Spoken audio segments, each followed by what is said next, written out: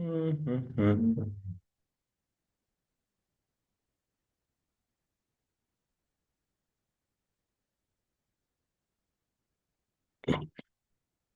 Bueno, ¿qué tal? Bienvenidos. Bueno, el día de hoy vamos a arrancar con materia y bueno, pues la intención es, como hemos venido haciendo en el cuatrimestre anterior, es, bueno, pues de alguna otra manera hacer dos videos porque el contenido es muy extenso y a partir de eso, bueno, pues tener la posibilidad de que ustedes puedan ver de manera más extensa el contenido. Y no sé por qué anda lenta mi computadora, pero esperemos que no tengamos problema. Entonces, como les decía, la intención, la intención es que nosotros podamos extendernos en lo que es el video y bueno, pues no nos resta más que darles la bienvenida y esperemos sea de su agrado la materia. Así que vamos a iniciar, vamos a compartir pantalla y bueno, ya está. Y nosotros nos ponemos por acá. Y ya estamos listos. Bueno, entonces vamos a compartir la pantalla y listo. Bueno, como les decía, les damos la más cordial bienvenida a esta materia de macroeconomía. Realmente la materia es muy, muy extensa, tendríamos que establecer eso. Es tremendamente extensa y se tienen que revisar muchos, muchos elementos, así que de antemano sí comento que vamos a tener.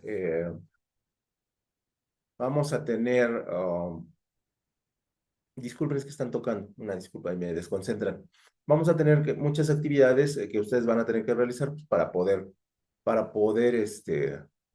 completar el programa. La verdad es que pues, nos vamos a tratar de apurar, pero sí es muchísima, muchísima información que ojalá pues, sea de su agrado, ¿no? Y este es el primer tema, es la macroeconomía y su objeto de estudio, y esto pertenece, bueno, pues al tema número uno. Y de alguna otra manera tenemos el ámbito de análisis y problemas macroeconómicos. Aquí cuando hablamos del ámbito, hablamos de la forma en cómo va a trabajar la macroeconomía, que es una rama de la economía que, bueno, pues, se utiliza prácticamente en todo el mundo y que, bueno, pues todos los gobiernos y todos los estados requieren para poder identificar cómo es que pues trabaja la nación, ¿no? Entonces, en ese sentido es algo que todos los países utilizan, es algo que todos los gobiernos van a necesitar, independientemente de su tamaño, lo van a requerir y de alguna otra manera, bueno, pues vamos a desarrollar lo que es el ámbito y los problemas, que los problemas son pues realmente muchísimos, ¿no? Y en ese sentido, bueno, pues el ámbito de análisis macroeconómico se centra en el estudio del comportamiento de la economía en su conjunto, analizando variables como el crecimiento económico, la inflación, el desempleo, el tipo de cambio, entre otros. Entonces aquí el ámbito es el lugar donde trabaja la macroeconomía.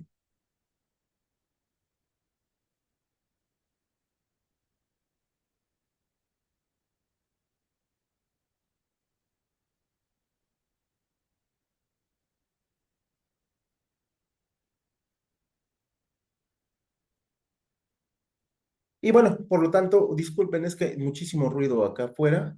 De hecho, esta es la hora en la que nadie hace ruido, pero bueno, son situaciones a las cuales nos encontramos en muchos momentos, ¿no? Y entonces decíamos que la parte importante es que decíamos que el ámbito de análisis macroeconómico se centra en el estudio del comportamiento de la economía en su conjunto, ¿no? Ojo, la macroeconomía es parte de la economía, eso no lo podemos dejar de lado y eso siempre lo tenemos que recordar. Y el fundamento de toda nación, independientemente de su forma de producir, de su forma de gobernar, de su tamaño, tiene que ver forzosamente con cómo basa la nación su desarrollo. Y el desarrollo normalmente se va a hacer a través de establecer economías sólidas, economías ventajosas, economías eh, este, de alcance totalitario, ¿no? Hay un montón de formas en las cuales nosotros podríamos desarrollar la economía.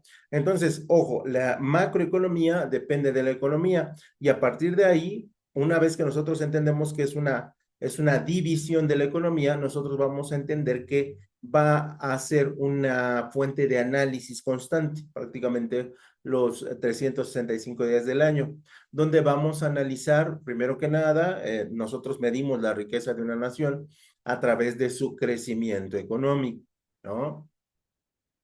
También medimos el éxito de las políticas de los gobernantes a través de la inflación, que es el alza generalizada de los precios, o a través del desempleo, ¿no? Y a este pues no lo tengo que explicar. Y también, como una medida auxiliar, aunque no definitiva, estaremos hablando del tipo de cambio. Y ustedes seguramente han escuchado, ¿no? La relación del peso contra el dólar, la relación del euro contra el dólar o la relación de cualquier moneda contra otra moneda. Ese es lo que nosotros conocemos como el tipo de cambio. A partir de ahí, nosotros vamos a entender que el ámbito es muy extenso y abarca a todo el territorio nacional. No importa si somos un país muy pequeñito como Belice, vamos a tener que tener análisis macroeconómicos, no importa que seamos un país como China, ¿no? Que es me imagino que es uno de los países más grandes del mundo, también vamos a tener que hacer análisis macroeconómico.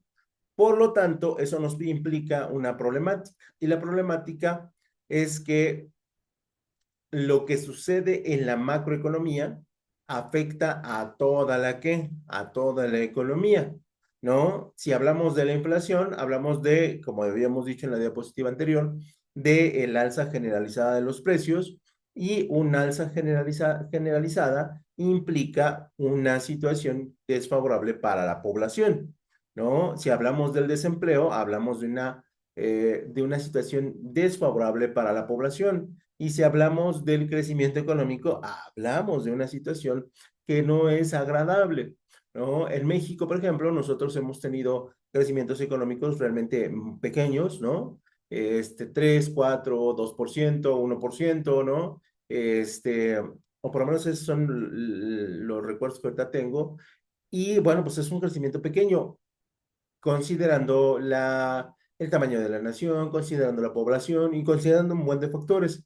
Pero también por el otro lado, podríamos decir que es preferible tener crecimientos pequeños que no tener crecimientos, ¿no? Y entonces, en ese sentido, pues México desde hace 30 años ha tratado de tener crecimientos económicos. Desafortunadamente, estos crecimientos económicos no se ven reflejados en los individuos, ¿no? O sea, sí hay personas que les va muy bien en la parte de los empresarios, en la parte de los inversionistas, en la parte de la gente que hace negocio con los gobiernos, pero la gente que no tiene este vínculo, la realidad es que no percibe que la nación esté caminando hacia un futuro mejor, ¿no? Y esa es la realidad. Incluso todavía al momento yo podría sugerir que muchas de las personas en México consideran que la economía no está bien, ¿no? Que no está caminando bien porque no lo ven reflejado en su forma de vida, ¿no? Y tienen toda la razón.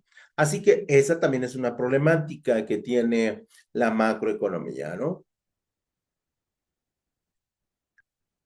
Después vamos a tener el ámbito de análisis macroeconómico y dentro del análisis del ambiente o del ámbito macroeconómico, nosotros vamos a tener el crecimiento económico, como hemos reiterado mucho, porque así se mide, es uno de los factores más relevantes, ¿no? Que nosotros podríamos desarrollar y el crecimiento económico estudia la evolución del Producto Interno Bruto, que más que en el tema, en el segundo video vamos a ver, ¿no? Del Producto Interno Bruto y otros indicadores de producción para evaluar la salud económica del país, ¿no? Y en ese sentido, bueno, pues si bien es cierto, el Producto Interno Bruto es una referencia, no es la única, ¿no? Como yo les decía, el crecimiento económico se basa en muchas variables y representa qué tanto el país está produciendo en términos generales. Y hay ocasiones en que el país produce muchísimo, ha habido años en que se ha producido muchísimo y nosotros no teníamos un buen nivel de vida, particularmente el sexenio de Carlos Salinas de Gortari, donde se produjo cantidades extraordinarias de trabajo, pero los salarios eran extremadamente bajos, ¿no?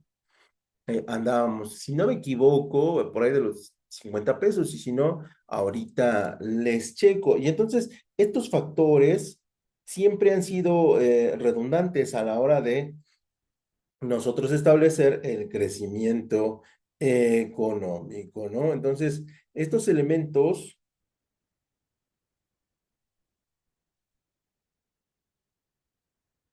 estos elementos son importantes, ¿no? Para analizar.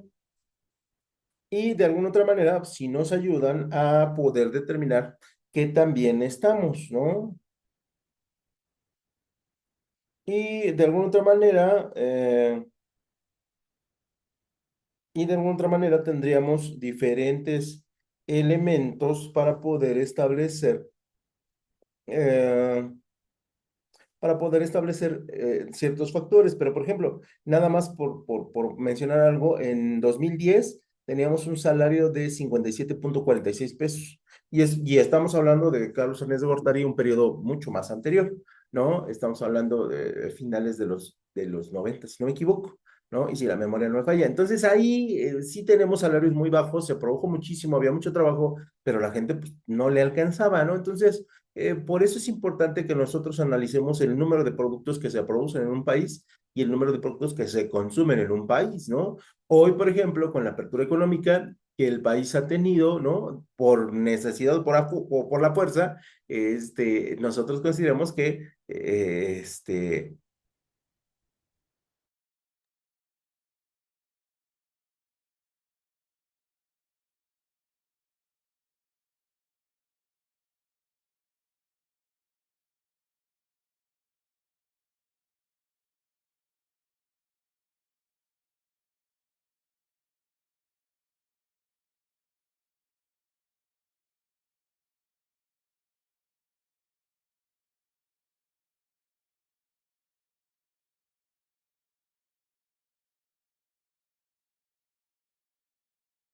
no sabemos si se perdió la primera parte de la presentación, así que bueno, pues si se perdió, les pido una disculpa, la vuelvo a grabar, nada más que me indiquen.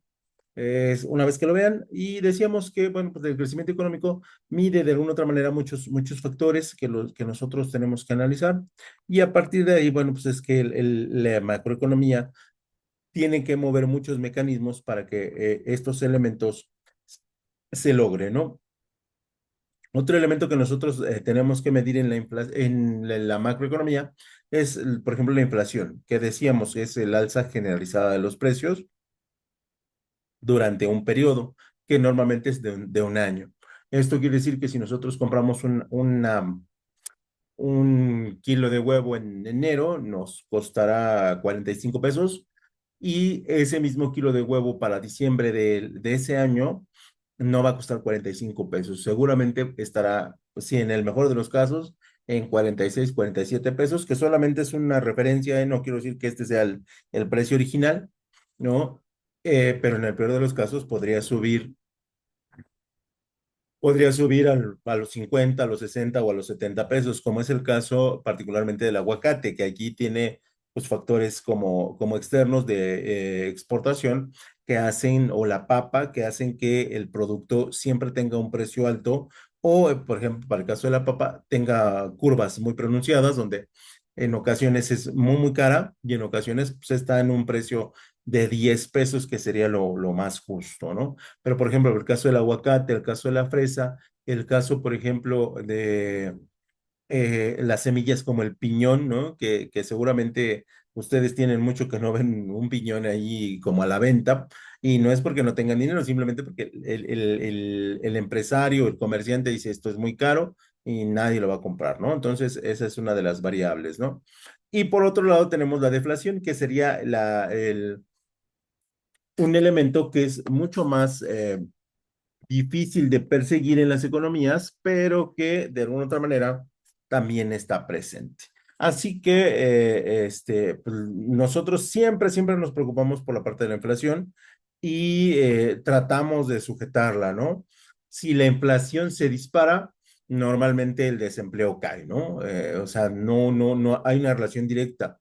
¿Por qué? Porque la gente no tiene para comprar los productos, y si no tiene para comprar los productos, la gente que los fabrica decide pues no contar con las personas que producen esos mismos productos. Entonces se genera el desempleo.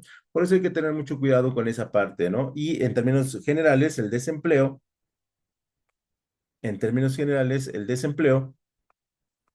examina la tasa de desempleo y sus causas buscando comprender las dinámicas del mercado laboral, ¿no? Y esto es normal, aunque repito, últimamente o con los cambios que se han realizado, la economía mexicana, bueno, pues en teoría, y al menos en lo que nos dicen los números, pues ha ido avanzando en términos de empleo, pero pues que yo lo comente, porque los libros lo dicen, las revistas lo dicen, no quiere decir que en todos lados sea verdad, ¿no? Habrá lugares en que no hay trabajo y no hay trabajo, pero también habrá otros lugares donde hay mucho trabajo, ¿no?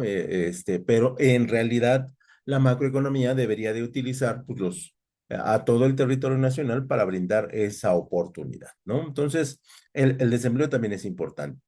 Luego, para lograr que la inflación, el empleo y el comercio se logre, nosotros vamos a trabajar con lo que se conocen como las políticas fiscales y las políticas monetarias. Todos los países del mundo utilizan políticas fiscales y políticas monetarias respecto de el cobro de impuestos para que el gobierno pueda sustentar al Estado y las políticas monetarias de cómo circula el dinero y cómo se utiliza el dinero para la inversión, ¿no? Esto es bien importante porque políticas fiscales robustas hacen una recaudación importante y la recaudación se ve beneficiada y en teoría, porque no siempre ha pasado, en teoría ese recurso que llega a través de los impuestos, el gobierno lo tendría que mandar a lo que se conoce como obra pública, ¿no? Asistencia social o políticas sociales, ¿no? Eh, Hace algunos años decían que dar becas y dar estímulos era imposible, porque pues, la nación no tenía el dinero, ¿no? Hoy dicen que la nación debe darlo como parte de sus obligaciones porque es posible y porque hay dinero, ¿no? Entonces aquí, bueno, pues alguna de las partes miente, ¿no? Nada más que no podemos saber cuáles porque, bueno, al final no tenemos esos datos, pero políticas fiscales han mejorado muchísimo. Sobre todo el caso de la recaudación en México es extraordinario lo que se está haciendo en términos de recaudación.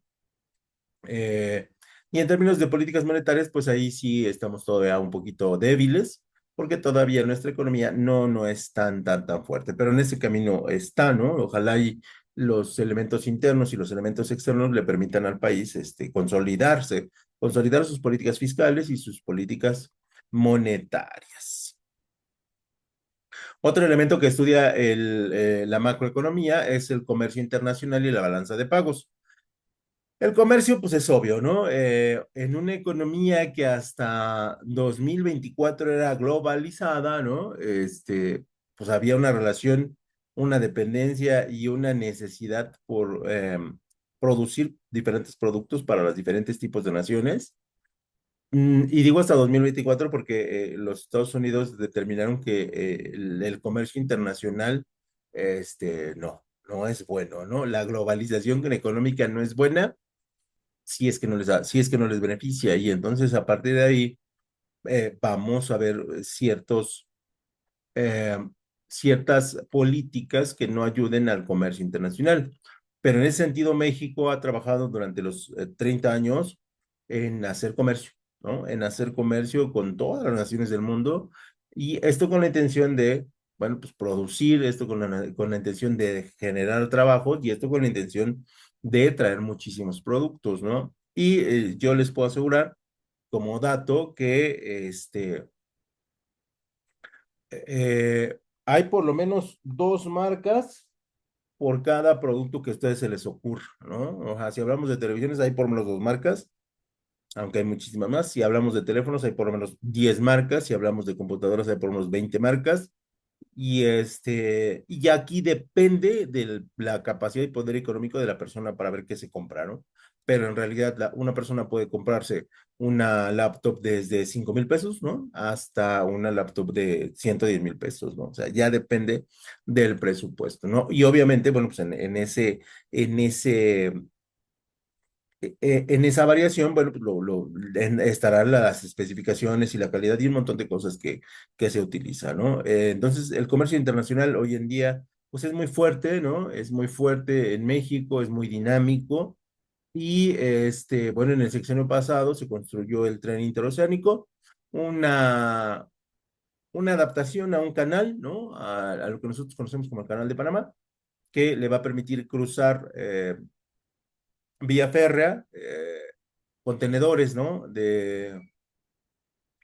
Entre los diferentes océanos. Y esto, si se logra concretar, bueno, ya existe, pero si se logra concretar como una idea de negocios, al país le van a dar muchos, muchos recursos, ¿no? Y se va y seguir desarrollando, pues, lo que es el comercio internacional. Por el otro lado, pues la balanza de pagos es una forma en la cual nosotros evaluamos el estado contable de la nación y en ese sentido todavía no tenemos problemas, ¿no? Estamos lejos de tener problemas, ¿no? De hecho, una noticia que se dio, si no me equivoco, la semana pasada, entre jueves y viernes, es el adelanto a deuda que se tenía por parte de México y finalmente, y ustedes lo saben como personas, cuando nosotros pagamos deuda es porque tenemos la capacidad de hacerlo, porque hay un excedente, ¿no? Si nosotros no tuviéramos la capacidad de pagar, pues es porque no tenemos ese excedente para hacerlo, ¿no?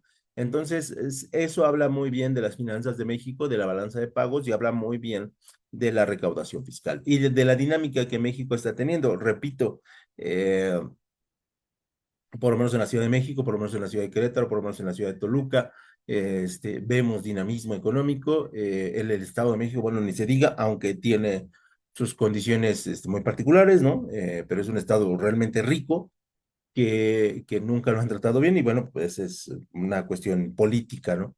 Pero desde el punto de vista de la economía es muy importante. Otro elemento que se va a analizar son lo que nosotros conocemos como los ciclos económicos. eh, y aquí tenemos que establecer un principio. Todo lo que sube tiene que bajar, ¿no? Eso es natural. Todo lo que nace, pues lamentablemente tiene que morir, ¿no?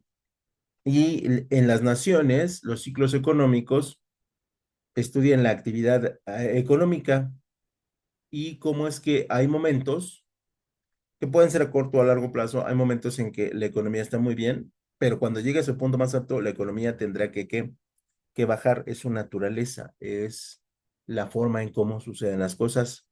Y para eso existen muchos mecanismos para que la caída o mantenerse en la cima sea por un tiempo muy prolongado, pero al final toda economía sabe que tiene ciclos económicos que pueden ser producidos por las políticas que se dan al interior o puede ser producido por fenómenos fuera del país con otras naciones o en su defecto puede ser producido por desastres naturales, ¿no? Que en el caso del país, bueno, pues es muy, muy grande, es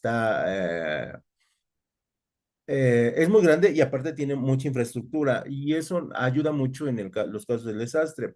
Pero si nosotros vemos Acapulco que tienen dos huracanes en 2 periodos consecutivos, eso a una nación pequeña pues prácticamente la destruye, ¿no? O sea, sí le da un golpe pues prácticamente mortal que lo va a detener 30 años, ¿no? En el caso de México, bueno, pues esas cosas no suceden por la complejidad, por el nivel de población y por el nivel de infraestructura que con los años se ha ido desarrollando. Pero nosotros sabemos que habrá un punto, digo, no, nosotros nunca hemos sido una nación rica, ¿no? Y entonces estamos en ese proceso. Igual la subida ha sido muy lenta, ha sido con muchos tumbos, ¿no? Con muchas piedras, ¿no? Nos ha llovido, nos ha granizado, pero estamos en ese proceso. A lo mejor algún día lleguemos a ser una nación potente, ¿no? De las primeras 7 del mundo, y una vez que lleguemos ahí, también llegará un punto en el futuro en que la nación tenga pues, problemáticas económicas, ¿no? Y los ciclos son para todas las naciones, ¿no? Si nosotros vemos a la distancia, los Estados Unidos están teniendo problemas con este periodo presidencial, por lo menos lo que se ve a lo lejos. Eh, ya la gente que vive en estas regiones podrá decir si son mentiras o si están muy bien o si están muy mal, ¿no? Pero lo cierto es que a lo lejos se ve que su ciclo económico empieza a ir hacia abajo. Y luego vamos a encontrar con los problemas macroeconómicos, y dentro de los problemas macroeconómicos vamos a encontrar muchísimos y de diferentes formas, ¿no? Obviamente, una problemática de todas las naciones es de inflación, que el precio de los productos no tenga tantas variaciones. Y lo decía en unas diapositivas anteriores, si usted compra el kilo de huevo en 47 pesos, ¿no? Y en diciembre lo compra a 55, tenemos una inflación. Y una inflación que a nadie le va a gustar, ¿no? Porque no solamente sube el huevo, sino muchos productos van a subir. Y eso a nadie le va a convenir. Pero si el kilo de huevo cuesta 47 pesos y usted lo compra en 48, la inflación está ¿qué? Está contenida, ¿no? Y eso habla de cierto nivel de confianza, y eso también nos ayuda muchísimo a cierta planeación financiera. A lo mejor usted en enero vio una televisión muy bonita en 12,000 pesos, ¿no? Y dice, no sé, en mayo con mis utilidades la voy a comprar, ¿no? Llega mayo, 12,100 pesos, y tú dices, pues venga, ¿no? O sea, 100 pesos no es demasiado. La viste en mayo en 12,100 pesos, y en diciembre, dices, en diciembre la compro, y en diciembre te cuesta 12,200 pesos, la compras, ¿no? O sea, ¿por qué? Porque la variación no es tanta y puedes planear comprar ciertos artículos. Eso ayuda muchísimo a la microeconomía y para que las familias, los individuos puedan gozar de estos productos o servicios que de alguna otra manera les facilitan la vida. Por eso la inflación es importante. El desempleo, pues una parte central de la economía de cualquier país tiene que ver con el empleo. Si el empleo es abundante o si el empleo es constante, si el empleo tiene buenos sueldos, si el empleo tiene buenas condiciones, es un motor económico, ¿no? El trabajo, la fuerza de trabajo es el motor que mueve los países, ¿no? Por la contra, el desempleo o la falta de trabajo, pues lo único que hace es que crea inflación y crea bajo crecimiento económico. Entonces, siempre es importante que las naciones produzcan, desarrollen trabajo, y de alguna otra manera esos trabajos sean constantes, ¿no? Porque, bueno, pues necesitamos que la gente esté ocupada, necesitamos que la gente esté produciendo, necesitamos que la gente esté ganando dinero para que a su vez compre otros productos y servicios y haga y le permita darle trabajo a otras personas, ¿no? Entonces, por eso es importante analizar tanto el desempleo como el empleo, ¿no? Bueno, como habíamos dicho, otro elemento es el crecimiento económico eh, insostenible, ¿no? Que repito, a lo lejos, ¿no? Porque no podemos asegurarlo. Tenemos a la Argentina o tenemos al Ecuador, ¿no? Donde pareciera a la distancia que no le están pasando bien, producto de un crecimiento ficticio, producto de un endeudamiento y producto de malas políticas fiscales, de malas políticas monetarias, de malas decisiones políticas y de endeudamientos que no tienen sentido, ¿no? Entonces, en ese sentido, un crecimiento económico rápido, pero no sostenible, normalmente va a generar desequilibrios, ¿no? Que es, por ejemplo, lo que México ha tratado de evitar hace algunos años para beneficiar a los empresarios, hace pocos años a lo mejor para ser más equilibrado, y hace poquito tiempo, pues para, decía una persona, ¿no? Para priorizar a los pobres, ¿no? Que ya eran muchos o que son muchos o que somos muchos, ¿no? Entonces, en ese sentido, sí hay que ver el crecimiento, pero hacer un crecimiento que sea programado, que sea un crecimiento sostenido y que sea un crecimiento que no afecte otras variables macroeconómicas. Luego tendríamos lo que nosotros conocemos como la desigualdad económica, que este sí es un fenómeno que pues está más que documentado en todo el territorio nacional. Tenemos regiones que tienen profundas, arraigadas y eternas desigualdades económicas. Caso concreto Chiapas, caso concreto Oaxaca, caso concreto Veracruz, ¿no? Caso concreto Guerrero, ¿no? Por citar algunos elementos que son los más notorios. Y la distribución desigual de la riqueza y el ingreso puede generar tensiones sociales, sí, por supuesto. ¿No? Donde yo no veo una oportunidad en mi país, pues me voy a otro país, ¿no? Y hoy me quieren deportar.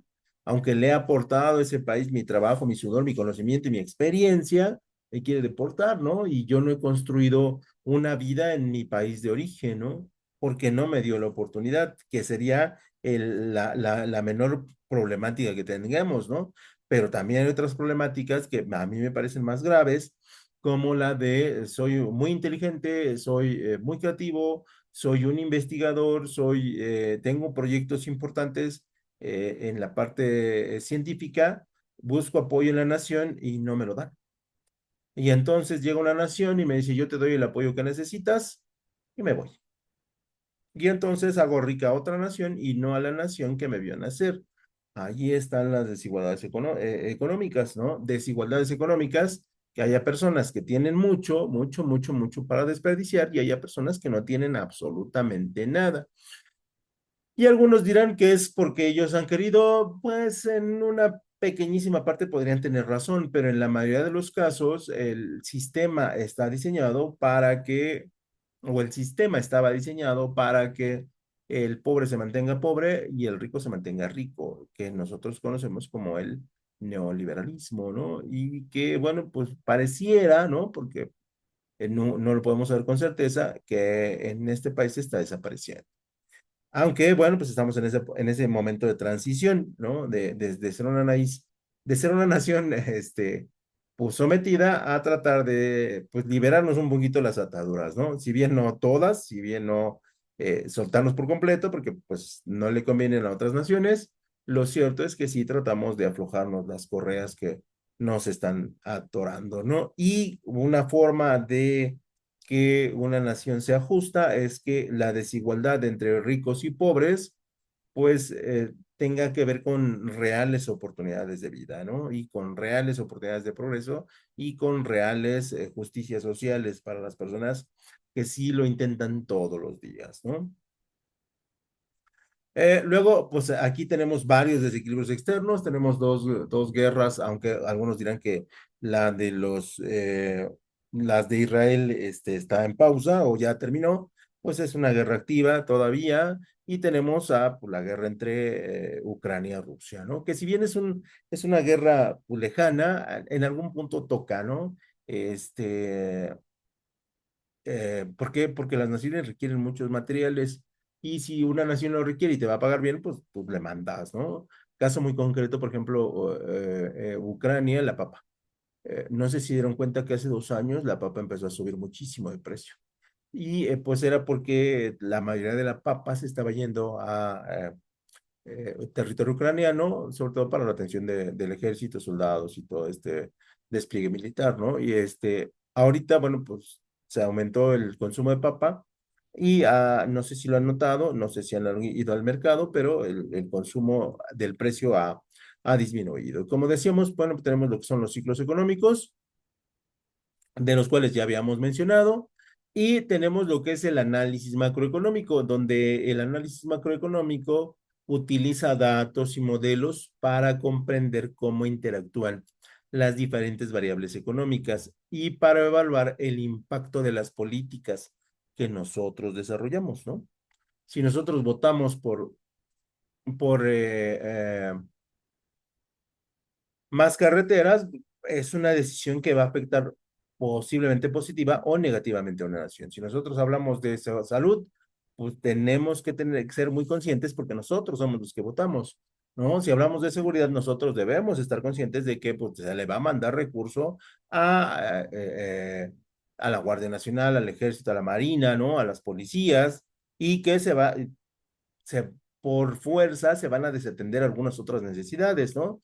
Como darle mantenimiento a los deportivos, como darle mantenimiento a casas de cultura, como darle mantenimiento a bibliotecas, como darle mantenimiento a los parques y jardines, ¿no? Pero nosotros votamos esas políticas económicas. Entonces, a veces los ciudadanos también no entienden que las variables políticas son muchísimas y todo mundo quiere pues, una parte de los beneficios que dan los impuestos. ¿No? También se busca identificar problemas y diseñar políticas para promover el crecimiento económico sostenible, ¿no? Que es lo que hemos venido mencionando, ¿no? Una economía que crece mucho un año y luego decrece, pues no nos sirve. Lo que nosotros necesitamos es que el crecimiento, si bien no sea mucho, pero sí sea constante, y eso a la larga va a tener que ayudar, ¿no? Aunque a veces quisiéramos que esa larga, pues no lo fuera tanto, ¿no? Esos años de apretarse el cinturón no fueran tantos, o que no fueran para todos, ¿no? Que es algo que se pasaba mucho en la década de los noventas, ¿no? Los ricos se hacían extremadamente ricos y los pobres se hacían mucho más pobres, ¿no?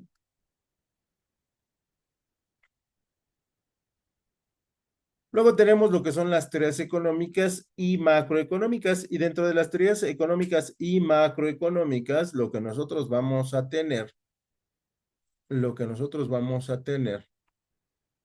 es que la teoría económica es un conjunto de hipótesis y modelos que buscan explicar el funcionamiento de la economía. Por lo tanto, la macroeconomía en particular se centra en el estudio del comportamiento de la economía en su conjunto. ¿Vale? ¿Qué quiere decir? La economía no va a analizar, no va a estudiar los comportamientos de una persona.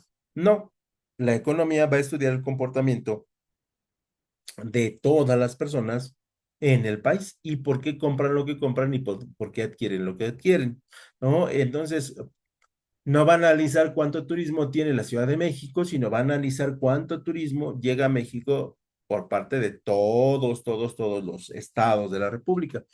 Eso es lo que bueno, eso es lo que la economía va a analizar. Y dentro de las teorías económicas, pues básicamente una teoría es el estudio de cómo la sociedad utiliza los recursos escasos para producir bienes y servicios y distribuirlos entre sus miembros. Aquí tenemos que señalar una cosa. Hay naciones que son ricas, ¿no? En algún producto, en algún servicio o en algún energético, pero no son lo suficientemente ricas. Entonces, estas variables nosotros siempre las debemos de considerar. Si yo le preguntara a usted si el dinero que tiene le alcanza, lo más seguro es que usted diga que no le alcanza, ¿no? O que es suficiente y usted dirá que no, no es suficiente.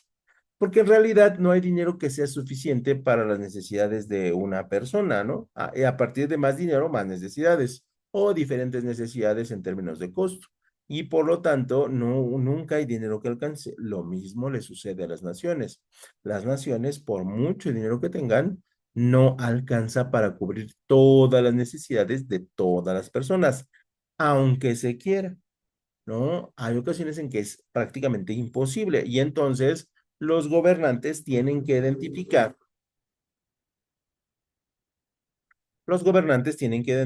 cuáles son las necesidades prioritarias o cuáles son, en su defecto, que es algo que a mí no me gusta, pero así funciona, cuáles son las necesidades que les van a dejar más votos, ¿no? Y entonces, pues así funciona. Es el modelo que se escogió y es el modelo que ha funcionado. Por lo tanto, la economía se va a dividir en dos ramas principales, ¿no? Como habíamos señalado al principio. En primer lugar, la microeconomía, que va a estudiar básicamente al individuo, y en segundo lugar, la macroeconomía, ¿no? Donde vamos a tratar de explicar cómo es que funciona el turismo en México. Vamos a tratar de evaluar cómo funciona la industria textil en México, cómo funciona la industria automotriz en México, ¿no? Cómo funciona el empleo perdón, en la zona centro del país, ¿no? Y cómo la agricultura es un factor predominante en los estados del sur, ¿no? Entonces, estas teorías económicas describen lo que es, lo que se está dando, cómo se está dando y por qué se está dando, bajo ciertos criterios previamente, pues, estudiados, ¿no?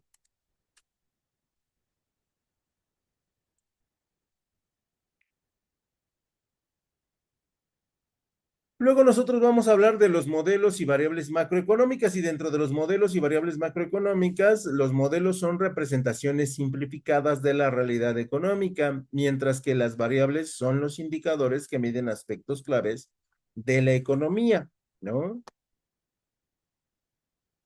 Y las variables macroeconómicas son indicadores que reflejan el comportamiento de la economía a nivel agregado. Y dentro de ellos, algunos que son importantísimos, pues tendríamos, por ejemplo, el tipo de cambio, ¿no? Que es el precio de una moneda en términos de otra y afecta al comercio internacional y a la competitividad de las empresas. Que esto es relativo, ¿no? Porque hay ocasiones en que la moneda es fuerte, pero la moneda fuerte quiere hacer negocios con la débil y sacando ventaja que es excesiva, pero la moneda débil pues no le queda de otra más que aceptar, porque si no, no va a vender y entonces eso a veces no es competitividad, es este abuso, ¿no? Pero esas son las reglas y las naciones las pues, utilizan, ¿no? En el número dos tendríamos la balanza de pagos, ¿no? Que nos habla de la deuda pública, ¿no? Y por ahí el año pasado decían que México no tenía dinero, lo cual es que el dinero se había acabado. En primer lugar, el dinero no se puede acabar porque el dinero es una mercancía y como mercancía se crea.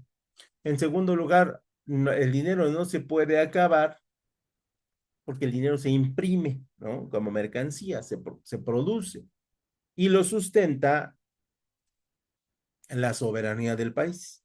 Y este país va a ser México cuando yo me vaya, cuando ustedes se vayan y cuando sus hijos de sus hijos de sus hijos se vayan. México siempre será México, ¿no? No hay una razón para que no exista.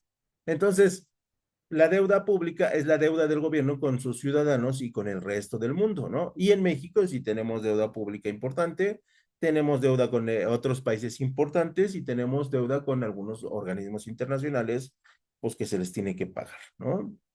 Donde se registran las transacciones económicas de un país con el resto de qué? Del mundo.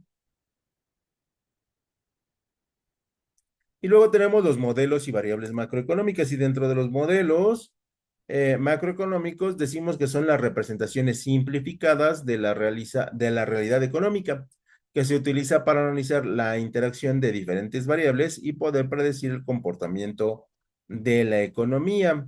Y en ese sentido, nosotros pues, siempre tenemos que estudiar los modelos clásicos, donde estos modelos clásicos se basan en la idea de que los mercados se ajustan automáticamente para alcanzar su equilibrio.